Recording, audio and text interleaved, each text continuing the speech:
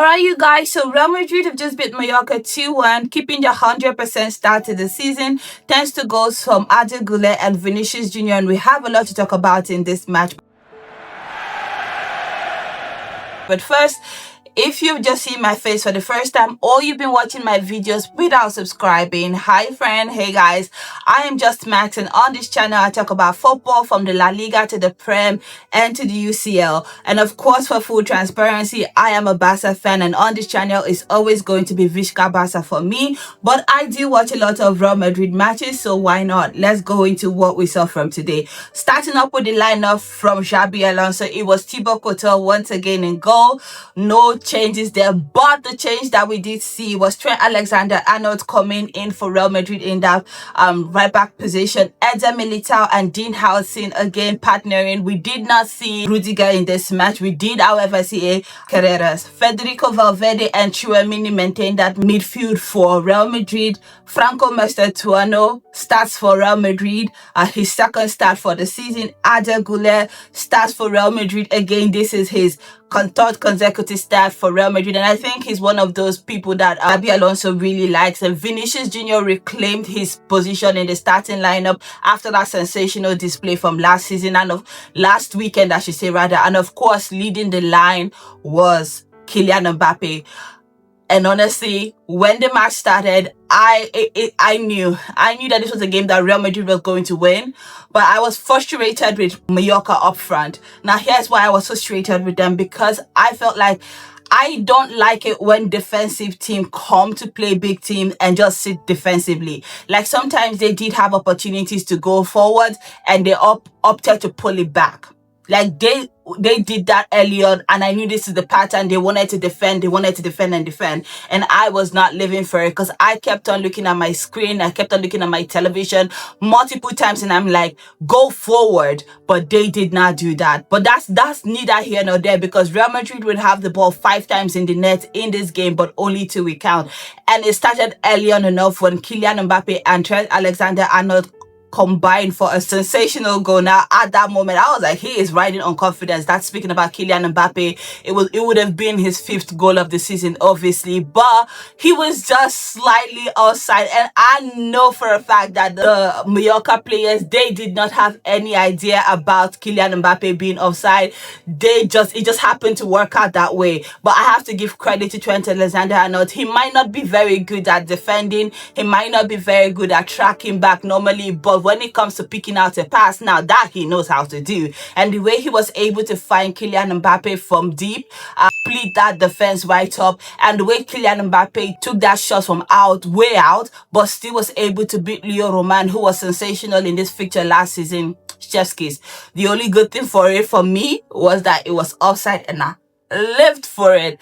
We did see Mallorca continue to do that which I've been saying. Like, they had the opportunity to go forward, they didn't have that confidence to go forward. Sometimes there were passes that I could see watching from my TV, and I was so flabbergasted that they on the pitch could not see it, or maybe they were afraid to go forward because they didn't want to overcommit so that they don't lose their shape in the back and then, be hit on the counter. But when they did manage to go forward, when they finally did take that risk, I lived for it, because it led to that corner kick or that set piece opportunity, which Pablo Torre put in a fabulous ball into the Real Madrid penalty. Now, I have been saying this for, I don't know for the last 2-3 match days now, and I said, I know that this is a very, very much new look Real Madrid backline. However, I want to see this Real Madrid backline be tested. And it was by Mallorca in that first half. With that one opportunity, the defense did not do a very good job between Howson, between Trent, between Militao. I have no idea what they were doing. They totally did not pick up Mirici, or even if they did, it just kind of like they collided into each other. It was just very bad defending altogether. He had the ball hit him at the back of his head, and wrong-footed Thibaut Courtois, and against the run of play, it was Mallorca who was 1-0 up. However, the way Mallorca was playing did not give me confidence that they were going to be able to hold on to that lead, only because even though that they were leading, they still did not have the confidence to come out and push up on Real Madrid. They still preferred to be a little bit more conservative. There were some times even that I felt like if they could make a pass forward, like they would drag it back. I was surprised to like add Pablo Torre, who is a former Barca player. I was surprised to see how like unbrave they were. Like sometimes if you have nothing to do, just run the ball to the byline and then put in a cross in the box and see what happens. But sometimes when they get up to the halfway line, they prefer to pass back, and I'm like, what kind of cowardice is this? Because I'm not understanding. Anywho, all of that notwithstanding, we did see Real Madrid turn it around in the first half through a very, very sensationally worked. Now, this was a very team goal from Real Madrid, if I have ever seen a team goal for Real Madrid, and you know that it killed me to say it.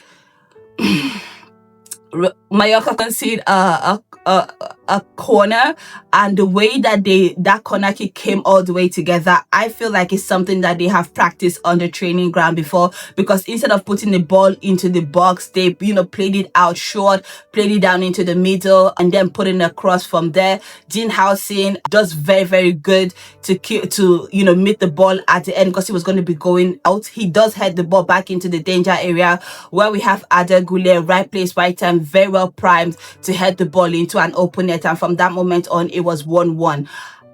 And that's the thing, when Real Madrid hit you, they do hit you fast, hard and quick, because 1 minute later it was Vinicius Jr. who picked up the ball in a very, very sensational position. I should backtrack a little bit to say Mallorca was having the ball and they were trying to make an attack, but as I have been saying, instead of actually making an attack, sometimes they prefer to stand and watch around or stand to pass back. And in this time around, they did end up losing the ball in a dangerous position. Real Madrid does pick up the ball, passes to Vinicius Jr., and it's a situation where it is 4-on-2 Mallorca players, and any which way I knew that this was going to be a goal. Franco Mastantuano was open, Vinicius Jr. was on the ball, Kylian Mbappe was running alongside. However, it was Vinicius Jr. who chose to go all alone, solo on this occasion. He did not particularly hit the ball very cleanly. I do think he did take a little bit of a deflection off of the Mallorca player, but it was just enough to like deceive the goalkeeper a little bit, and it was a wonderful solo effort, if I should say so myself. And it does kill me to say so myself, because of course I am a Barca fan. Anyway, within 1 minute it's 2-1 to Real Madrid. I will have to say this though, Mallorca did respond, and they responded well. 1 minute later, they had the ball on the other side. It was suddenly end-to-end stuff. I felt like they had the ball on the other side. They were running at Real Madrid, and I think there was an opportunity where the ball was in the box. It was Eder Militao and a Mallorca player who was challenging for the ball, and I felt like I think Eder Militao shoved the Mallorca player in the box, and he falls, and of course it is not a pen.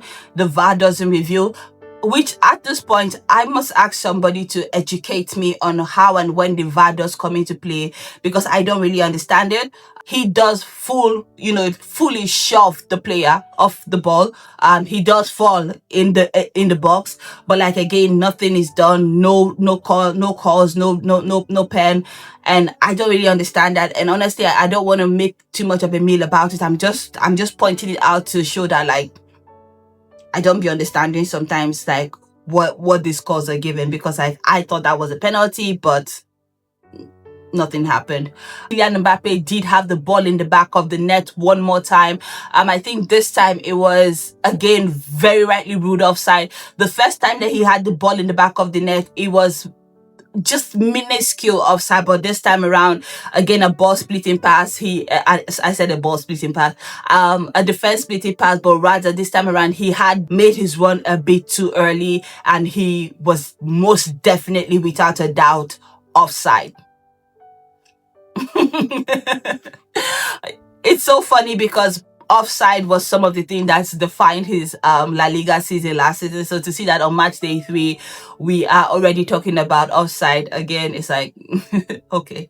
But then again, in the second half, Real Madrid would again have the ball in the back of the net for a 5th time, and this time around it was through Ada Goulet, but again it was rightly ruled out, because in the build up to that goal, Ada Goulet ended up committing a handball in the box, and so thanks to the intervention of VAR, that goal again was chopped up. And I think after that situation where Arda Güler's goal was ruled off, Mallorca ended up building more momentum. I felt like the pendulum definitely swung into their own side from then henceforth. They had more momentum going forward. I was quite surprised. Within the space of 10 minutes thereafter, I think they did have three sensational opportunities that if they had any bit of quality in terms of striking, they should have scored. In fact, it did take a very sensational intervention by Trent Alexander-Arnold to keep the scoreline 2-1 to Real Madrid. And then there was that opportunity where Samu from Mallorca had that wonderful strike, and it was definitely going in, but it takes Carrera's goal line clearance to keep it out of the net, and of course keep that advantage to Real Madrid. Mallorca will continue to like make challenges, but I think after that period, the game just kind of fizzled out into nothing. Again, like I said, I wanted to see what this Real Madrid defense was going to look like when it was tested. It was tested today. Real Madrid did end up winning this game, but I think that the test that Mallorca put on the Real Madrid defense, it did show some cracks. It's not the best. There were moments where I don't understand what Dean Howson was doing.